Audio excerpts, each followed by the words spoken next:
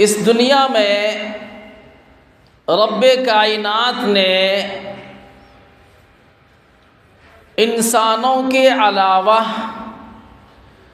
بے شمار مخلوقات کو پیدا فرمایا ہے۔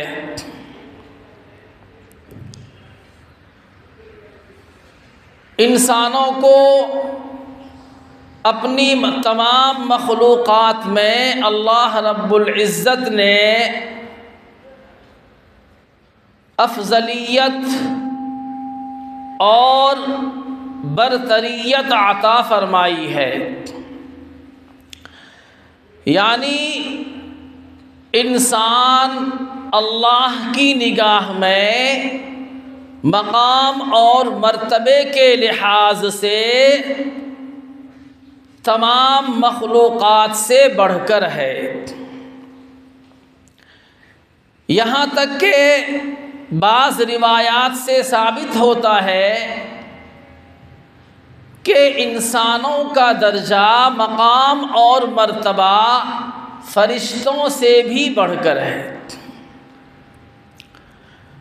اور اس کی وجہ سمجھ میں بھی آتی ہے۔ اللہ رب العزت نے فرشتوں کو پیدا کر کے ان کی فطرت اور طبیعت کے اندر صرف اور صرف نیکی کا مادہ رکھا۔ فرشتے اگر اللہ کی نافرمانی کرنا بھی چاہیں تو نہیں کر سکتے، کیوں؟ اس لیے کہ ان کے اندر اللہ نے یہ تقاضا اور داعیہ رکھا ہی نہیں ہے۔ تو گویا یوں کہا جائے کہ فرشتے اللہ کی فرما برداری اور اطاعت پر مجبور ہیں، اور اسی طریقے سے اللہ کی نافرمانی سے بچے رہنے پر بھی وہ مجبور ہیں۔ لیکن انسانوں کے اندر اللہ رب العزت نے دو طرح کے تقاضے رکھے ہیں۔ انسان اگر نیکی کرنا چاہے، اچھا عمل کرنا چاہے، اللہ نے اس کے لیے راستہ کھول دیا، دروازے کھلے ہوئے ہیں، اور اگر یہی انسان اچھائیوں اور نیکیوں کے بجائے گناہ کرنا چاہے، اللہ کی نافرمانی کرنا چاہے، تو اللہ نے انسانوں کو یہ اختیار بھی دے رکھا ہے۔ اب اس کو ڈیسائیڈ کرنا ہے، فیصلہ لینا ہے کہ مجھے اس دنیا کے اندر کون سا عمل کرنا ہے، کیسا کام ہم کریں گے کہ اللہ اور اس کے رسول کی نگاہ میں ہم محبوب بنے رہیں گے، اور وہ کون سا عمل اور کام ہے کہ جس کے کرنے کی وجہ سے ہم اللہ کی نگاہ میں بھی گر جائیں گے اور رسول اللہ صلی اللہ علیہ وسلم کی شفاعت سے بھی محروم رہیں گے۔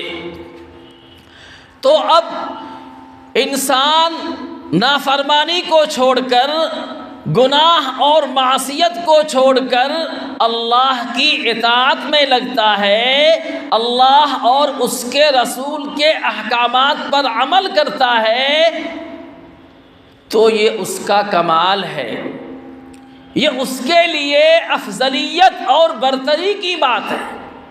گناہ کر سکتا تھا، نافرمانی کر سکتا تھا، اللہ کے حکموں کو ٹھکرا سکتا تھا، لیکن اس نے اپنے آپ پر کنٹرول رکھا اور اللہ کی نافرمانی کرنے کے بجائے اللہ کی اطاعت پر زندگی گزار رہا ہے، تو یہ انسانیت کا کمال ہے۔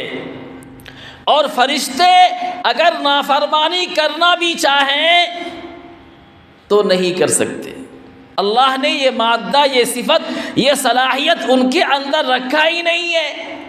تو اب سمجھ میں یہ آیا کہ انسان اگر اطاعت کر رہا ہے، فرما برداری کر رہا ہے، تو یہ انسان فرشتوں سے بھی افضل ہے۔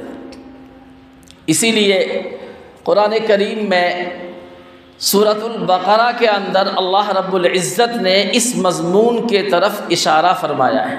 اللہ فرماتے ہیں فَاذْكُرُونِي أَذْكُرْكُمْ وَاشْكُرُوا لِي وَلَا تَكْفُرُونَ، تم مجھے یاد کرو، تم میرا ذکر اور تذکرہ کرو تو میں تمہیں بھی یاد کروں گا۔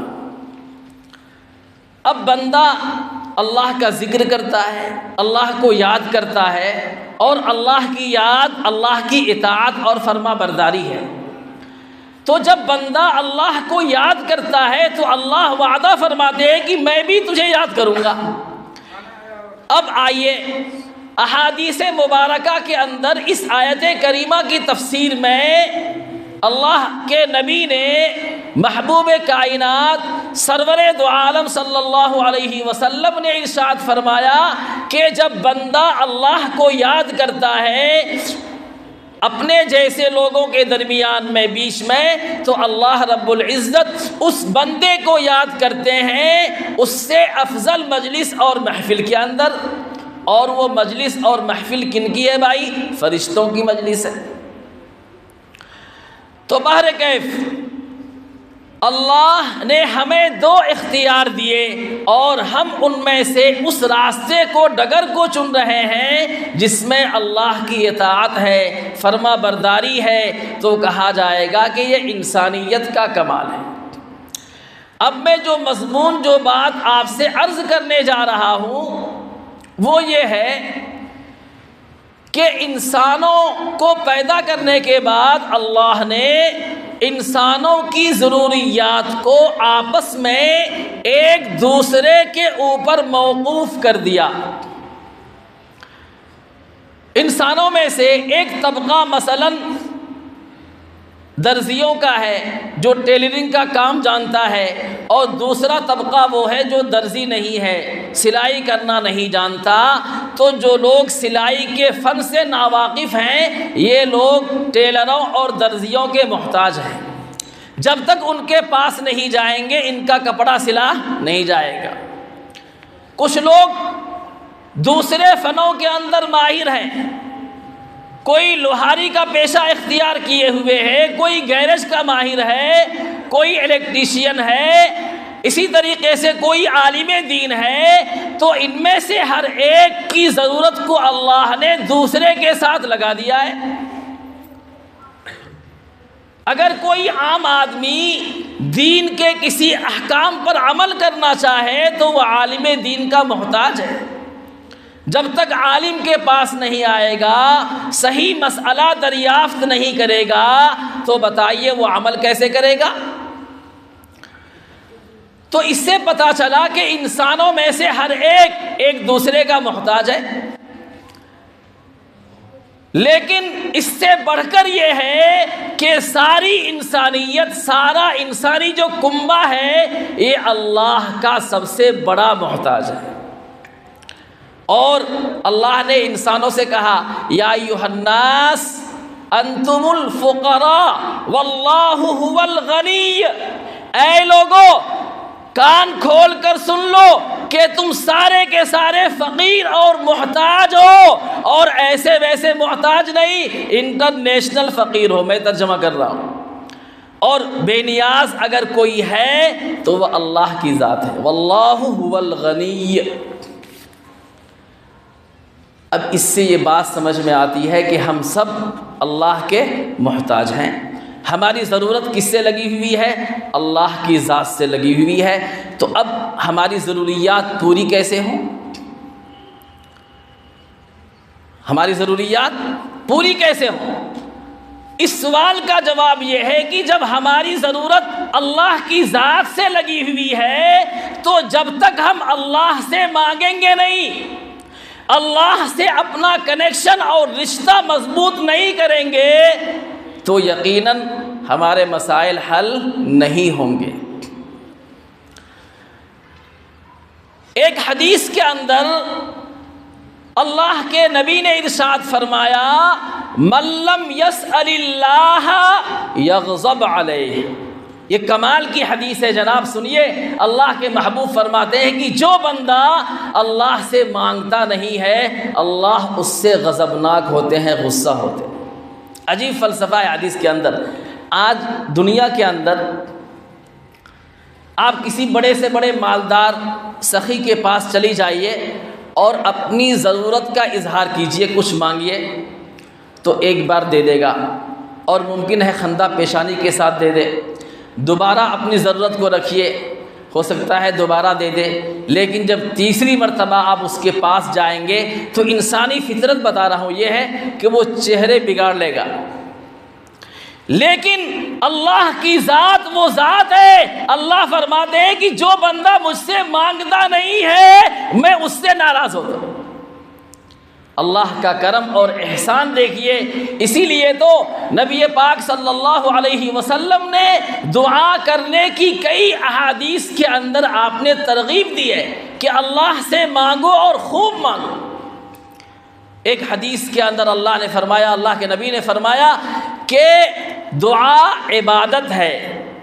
ایک دوسری حدیث کے اندر آپ نے فرمایا کہ دعا ایک ایسا عمل ہے کہ جب انسان دعاؤں کا اہتمام کرتا ہے تو بسا اوقات دعا سے تقدیر بھی ٹل جایا کرتی ہے.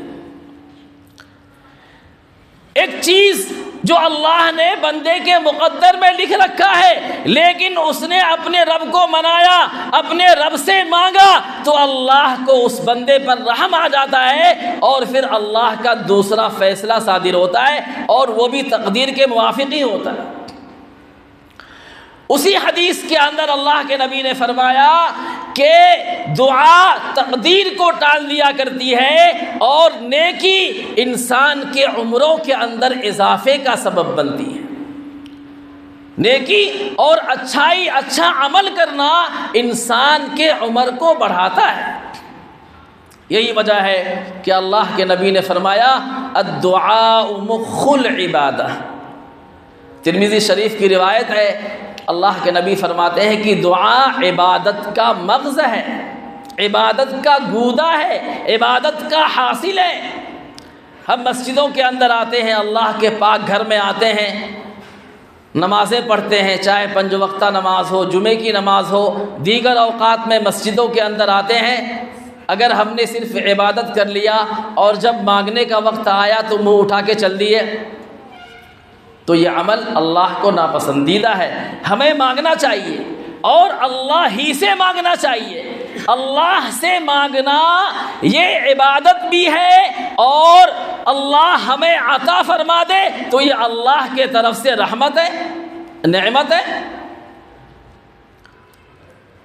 بہت سارے ایسے واقعات اور حالات ہیں کہ دعاؤں کی برکت سے اللہ نے ان کے مسائل کو حل فرمایا اور فقہا نے دعا کے آداب بھی بیان فرمائے. ایک روایت کے اندر اللہ کے نبی نے فرمایا کہ جب بندہ اللہ سے مانگے تو بے توجہی کے ساتھ نہ مانگے بلکہ پوری توجہ اور یقین کے ساتھ اللہ سے دعا کرے اور دل میں یہ اعتقاد رکھے کہ میں اللہ سے جو مانگ رہا ہوں اللہ مجھے وہ چیز دے کر رہیں گے. جب اس اعتماد اور یقین کے ساتھ بندہ اللہ کے سامنے گڑ گڑاتا ہے، روتا ہے، اپنی پیشانی کو رگڑتا ہے تو پھر اللہ کے طرف سے مسائل حل ہونے شروع ہو جاتے ہیں. اسی لیے تو اللہ نے فرمایا ادعوا ربکم تضرعا وخفیہ کہ دیکھو اپنے رب سے مانگو گڑ گڑا کر بھی اور چپکے چپکے سے بھی. اعلانیہ بھی اللہ سے مانگنے کا حکم ہے. گڑ گڑانے کا مطلب ہے جب بندہ روئے گا آواز سے تو ساؤنڈ آئے گا، آواز آئے گی، اور آہستہ بھی مانگنے کا حکم ہے. ایک دوسری آیت کے اندر اللہ نے فرمایا ادعونی استجب لکم، تم مجھ سے مانگو میں تمہاری دعاؤں کو قبول کرتا ہوں. اس لیے ہم سبوں کو چاہیے کہ ہمیں خصوصی دعاؤں کا اہتمام کرنا چاہیے. ایک واقعہ سناتا ہوں. مانگنے والے عجیب و غریب دنیا میں گزرے، عجیب و غریب.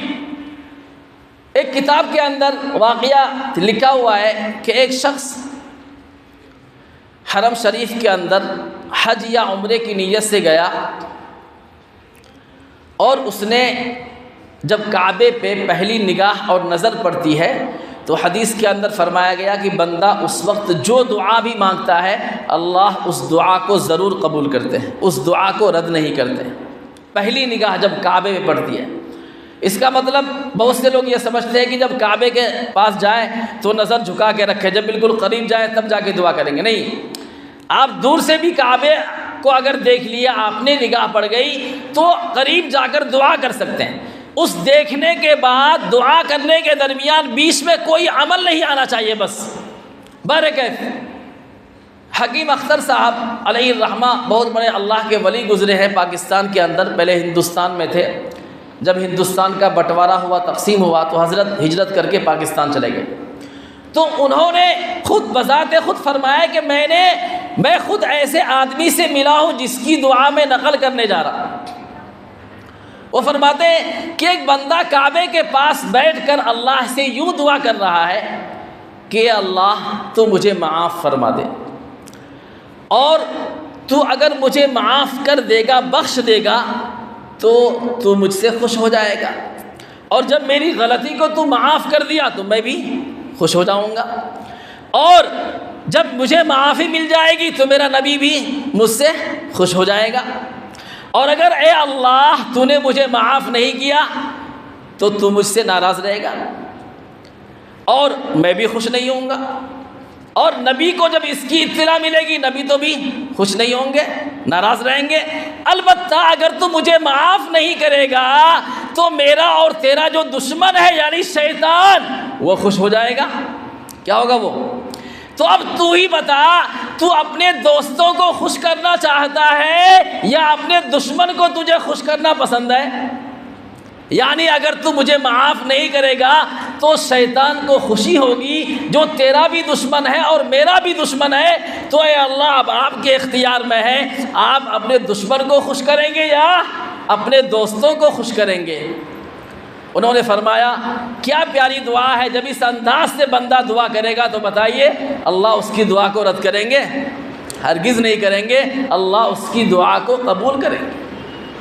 بہت سارے اوقات ایسے ہیں کہ اس وقت مانگنے سے دعا رد نہیں ہوتی ہے۔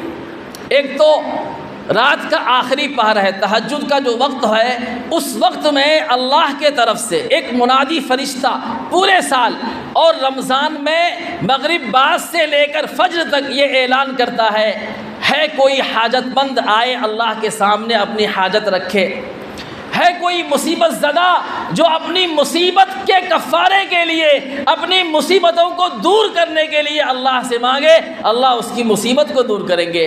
یہ صدا، یہ آواز ہے کوئی روزی کے اعتبار سے پریشان حال کہ وہ اللہ کے سامنے روزی مانگے، اللہ اس کی روزی میں کشادگی پیدا کر دیں گے۔ روزانہ آخری پہر میں فرشتہ یہ اعلان کرتا رہتا ہے یہاں تک کہ صبح صادق ہو جاتا ہے۔ تو احادیث کے اندر بتلایا گیا کہ اس وقت جو بندہ دعا کرے گا وہ دعا ضرور قبول ہوتی ہے۔ اسی طریقے سے جب کوئی مومن مسلمان قرآن پاک کی تلاوت کرتا رہتا ہے اور ایک قرآن پاک مکمل کر لیتا ہے تو قرآن پاک کی تکمیل کے بعد، مکمل ہو جانے کے بعد جو دعا بھی کی جاتی ہے اللہ اس دعا کو ضرور قبول کرتے ہیں۔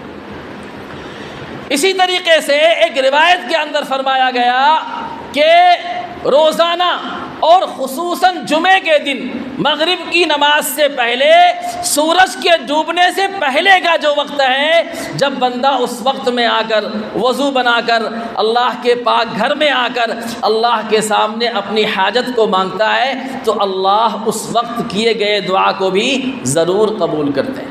اما عائشہ صدیقہ رضی اللہ تعالی عنہا کا معمول بیان کیا گیا ہے احادیث کے اندر کہ آپ ہر جمعے کو عصر کی بعد سے لے کر تقریباً یا کم از کم مغرب سے پہلے غروب آفتاب سے پہلے تسلسل کے ساتھ، مداومت کے ساتھ آپ اس وقت دعا کیا کرتی تھی اور فرماتی تھی کہ اللہ کے نبی نے فرمایا کہ اس وقت دعا ضرور قبول ہوتی ہے۔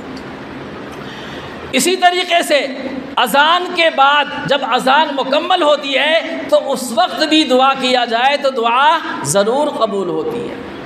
اسی طریقے سے دو خطبے کے درمیان، جمعہ کے دن جو عربی خطبہ پڑھا جاتا ہے، اس دونوں خطبے کے درمیان جو وقفہ ہوتا ہے، اس وقفے کے اندر بھی ہم دل میں اللہ سے جو مانگیں گے اللہ اس کو ضرور قبول کرے گا۔ ایک واقعہ سناتا ہوں، دعا کتنی پرتاثیر چیز ہے۔ دعا سے بسا اوقات آدمی موت کے منہ سے باہر نکل آتا ہے۔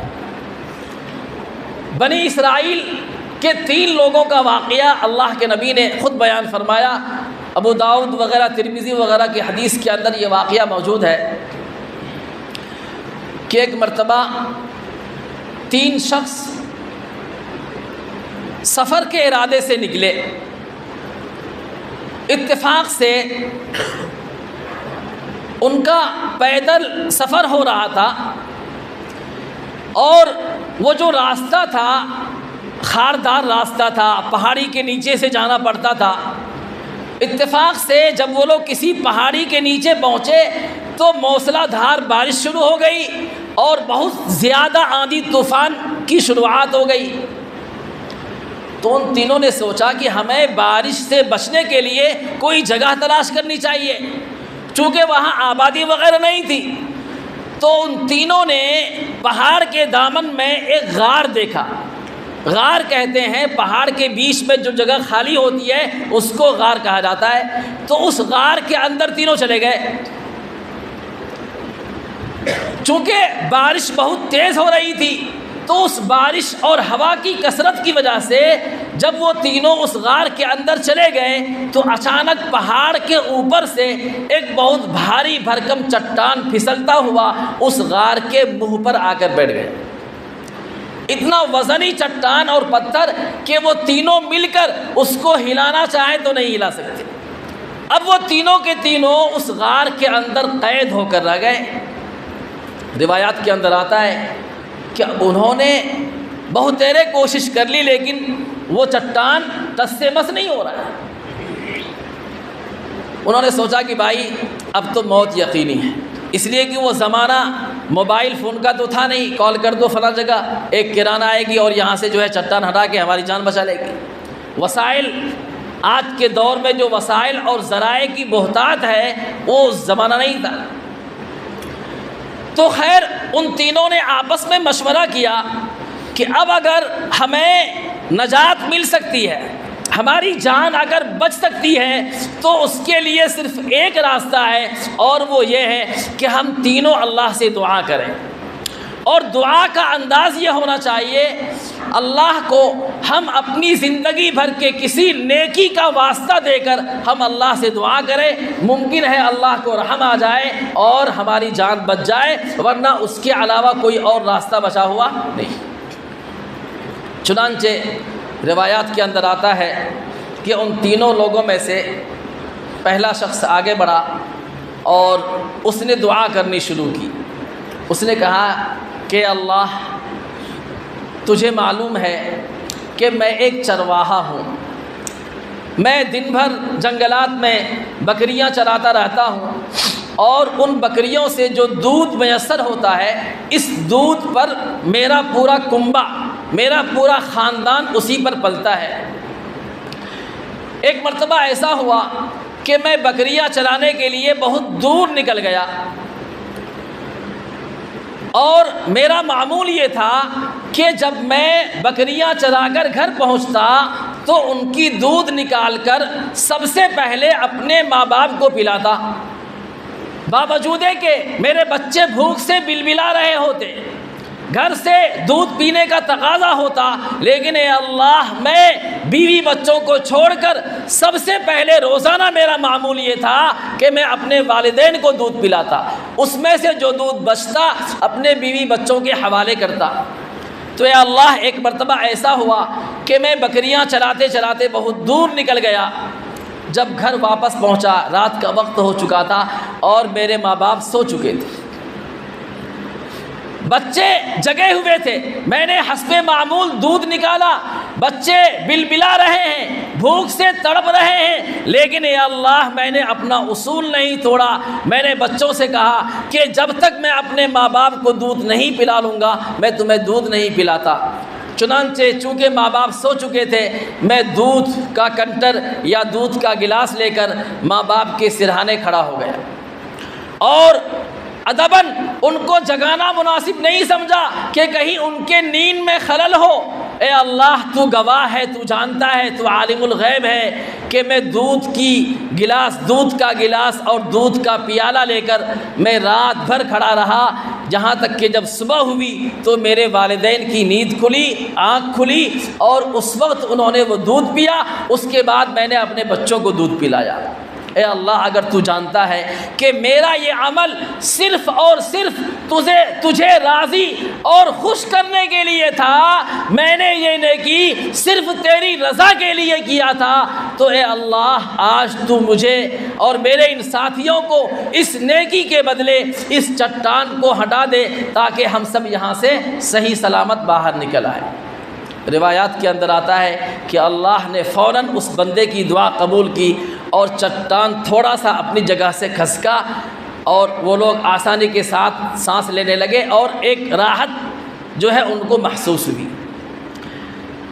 اب یہاں پر کوئی یہ پوچھ سکتا ہے کہ جب دعا قبول ہو گئی تو چٹان کو مکمل ہٹ جانا چاہیے تھا، مکمل نہیں ہٹا، تھوڑا سا ہٹا۔ اس کی وجہ لکھی ہے محدثین نے کہ اصل میں اور دو لوگ تھے نا، تو ان کے اعمال بھی تو سامنے آنے تھے، اس لیے اللہ کی طرف سے یہ حکمتاً اس لحاظ سے دعا قبول ہوئی۔ پھر دوسرے بندے نے کہا کہ اللہ میں تجھے واسطہ دیتا ہوں اپنی اس ایک نیکی کا کہ ایک مرتبہ تو نے مجھے بہت زیادہ مال و اسباب سے نواز رکھا تھا، میری ایک چاچا زاد بہن تھی، بڑی خوبصورت اور حسینہ جمیلہ تھی، میں اس پر عاشق ہو گیا اور میں نے اس سے اپنی خواہشات کی تکمیل کی دعوت دی۔ تو میری بہن نے کہا کہ اتق اللہ، اللہ سے ڈر، یہاں تک کہ میں نے اس کے سارے مطالبات کو پورے کیے، لیکن وہ میری ضرورت پوری کرنے کے واسطے تیار نہیں ہوئی۔ اچانک ایک مرتبہ ایسا ہوا کہ اس قبیلے اور خاندان میں قحط سالی پڑ گئی، لوگ فاقے سے مرنے لگے، اور اے اللہ تو گواہ ہے کہ میری وہی چچا زاد بہن میرے پاس آئی اور کہا کہ میرے پاس کھانے کو کچھ نہیں ہے، میری ضرورت پوری کرو۔ تو میں نے اس سے وہی شرط رکھی کہ میں تمہیں درہم و دینار سے نواز دوں گا، میں تمہیں کھانا وغیرہ سب عطا کروں گا، لیکن تم میری ضرورت کو پوری کرو، تم میری خواہشات کی تکمیل کرو۔ یہاں تک کہ اے اللہ میں بالکل گناہ کے قریب پہنچ چکا تھا۔ اس وقت میری بہن نے کہا اتق اللہ، اللہ سے ڈرو۔ اے اللہ اگر تو جانتا ہے کہ میں صرف تیرے ڈر اور خوف کی وجہ سے میں اس بد عمل سے باز رہا، تو اے اللہ اس نیکی کے صلے میں تو ہمیں نجات عطا فرما اور اس چٹان کو اس غار کے منہ سے ہٹا دے۔ حدیث کے اندر آتا ہے کہ اللہ نے اس بندے کی بھی دعا قبول کی اور چٹان تھوڑا سا اور کھسک گیا۔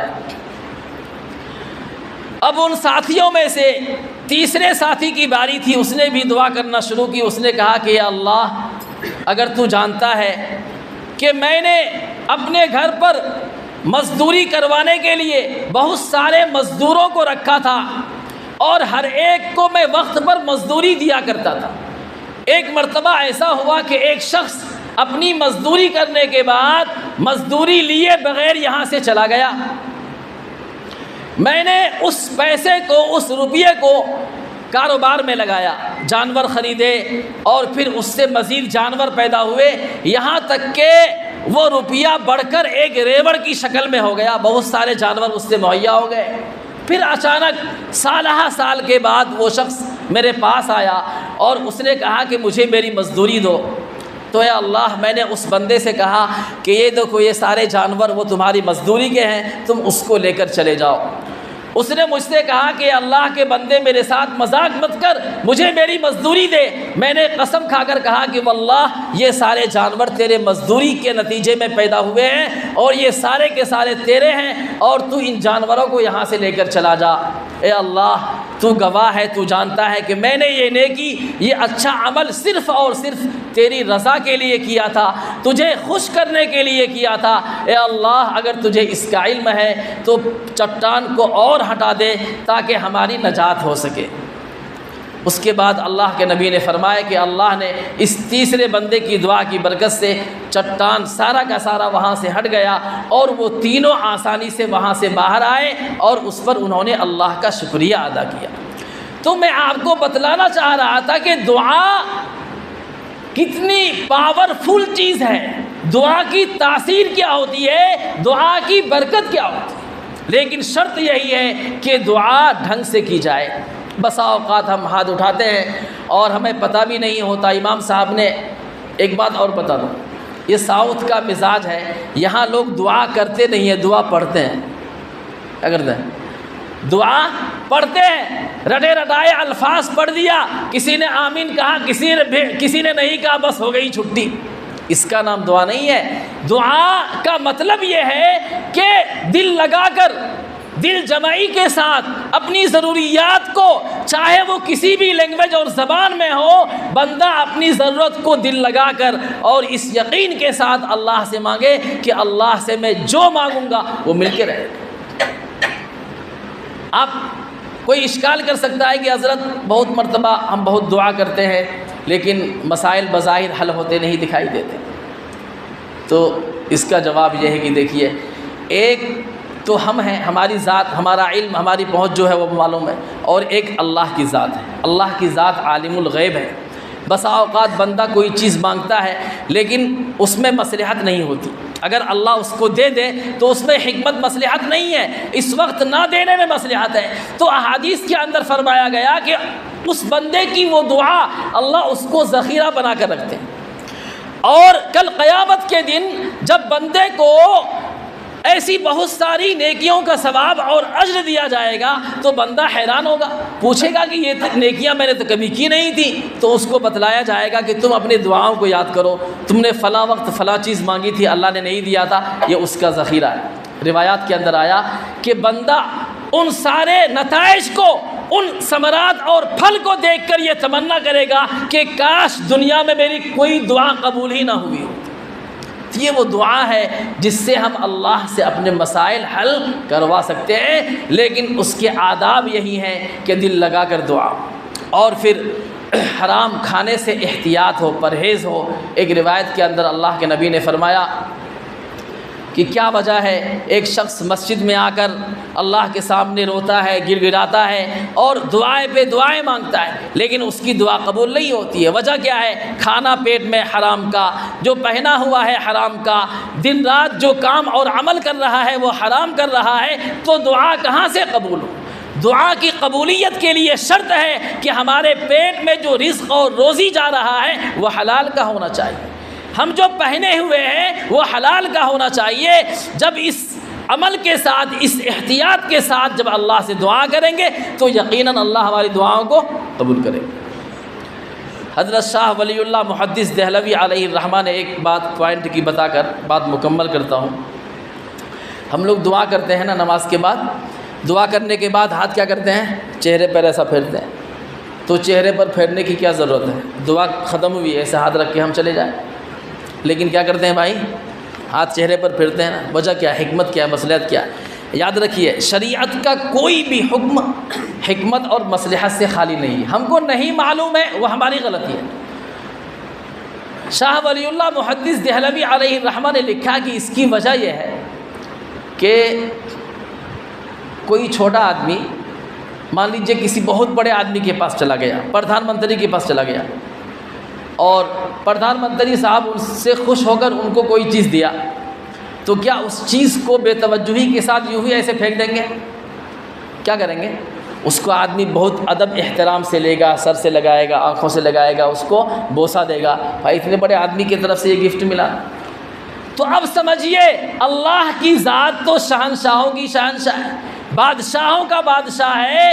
بادشاہ سے جب ہم نے مانگا اور ہمارا یقین یہ ہے کہ جو کچھ بھی ہم نے مانگا وہ ہمیں مل گیا، تو اب اس کا احترام اور عزت ہونا چاہیے کہ نہیں؟ تو احترام کیسے ہوگا؟ ایسے ہاتھ کریں گے احترام ہوگا؟ نہیں۔ ہم جو ہاتھ پھیرتے ہیں یہ اس بات کی علامت نشانی ہے کہ اللہ جو کچھ تو نے مجھے دیا میں اس کا احترام کرتا ہوں، اس کی عزت کرتا ہوں، اسے آنکھوں سے لگاتا ہوں، اسے بوسہ دیتا ہوں، اپنے سر پہ رکھتا ہوں۔ یہ اس میں حکمت لکھی ہے شاہ ولی اللہ محدث دہلوی علیہ الرحمہ نے۔ بہرکیف ضرورت اس بات کی ہے کہ آج ہماری دعاؤں کے اندر اثر نہیں ہے۔ فلسطین کے جو حالات ہیں کم از کم ہم وہاں جا کر ان کی مدد اور ہیلپ نہیں کر سکتے تو کم از کم اپنے مقام پر رہ کر ان کے لیے دعائے خیر تو کر سکتے ہیں نا بھائی۔ تنہائی میں بھی دعا کیجئے، اجتماعیت کے ساتھ دعا کیجئے، صدقہ و خیرات نکالیے اور اس کو وسیلہ بنا دیجئے کہ اللہ میرے اس عمل کے نتیجے میں وہاں کے مظلومین پر رحم فرما، بچوں اور عورتوں پر رحم فرما اور ظالم کو یا اللہ نیست و نابود فرما۔ ظاہر سی بات ہے جب اتنے مسلمان ہیں اس میں بہت سے اللہ کے بندے ایسے خاص ہوں گے کہ ان کے مقام اور مرتبہ کو ہم نہیں سمجھ سکتے، بہت سے بچے بھی ہیں معصوم، عمر دراز لوگ بھی ہوتے ہیں، تو اللہ کسی نہ کسی کے بہانے سے دعا ضرور قبول کرے گا۔ تو انشاءاللہ ہم آج کے اس درس اور یا اس خطبے سے ہم نے یہ نتیجہ اور رزلٹ سمجھا کہ ہمیں اللہ سے مانگنا ہے اور خوب مانگنا ہے۔ کیا کرنا ہے؟ بعض اکابر کے بارے میں آتا ہے، اولیاء اللہ کے بارے میں 2-2 3-3 گھنٹہ تک مسلسل دعا کرتے رہتے ہیں۔ آج ہم 2 منٹ ہاتھ اٹھاتے ہیں ہمارا ہاتھ درد کرنے لگتا ہے، بھاگ جاتے ہیں فوراً۔ عجیب تماشا۔ اللہ سے مانگیے۔ اللہ نے فرمایا، اللہ کے نبی نے فرمایا، وہ حدیث میں نے جو سنایا، من لم یسأل اللہ یغضب علیہ۔ دنیا والوں کے پاس جاؤ گے 1 سے 2 بار مانگو گے وہ اپنے چہرے کو بگاڑ لیں گے، وہ دینا بار بار پسند نہیں کریں گے، اور اللہ کی ذات کیا کہتی ہے؟ مجھ سے نہیں مانگو گے تو میں روٹ جاؤں۔ تو اس لیے اللہ سے مانگنے کی ضرورت ہے کہ نہیں بھائی؟ ہر کسی کو ضرورت ہے اور ہمیشہ ضرورت ہے۔ اس لیے اور ایک بات بتا دوں، دعاؤں کے ذریعے سے بندہ اللہ سے سب سے زیادہ قریب ہوتا ہے۔ اللہ سے قربت کا جو وسیلہ ذریعہ ہے اس میں سے ایک اہم ذریعہ دعا ہے۔ جتنا زیادہ آپ اللہ سے دعا مانگیں گے اتنا ہی آپ اللہ سے زیادہ قریب سے قریب تر ہوتے چلے جائیں گے۔ اللہ پاک مجھے بھی اور آپ سب کو بھی ان کہی سنی باتوں پر عمل کی توفیق عطا فرمائے۔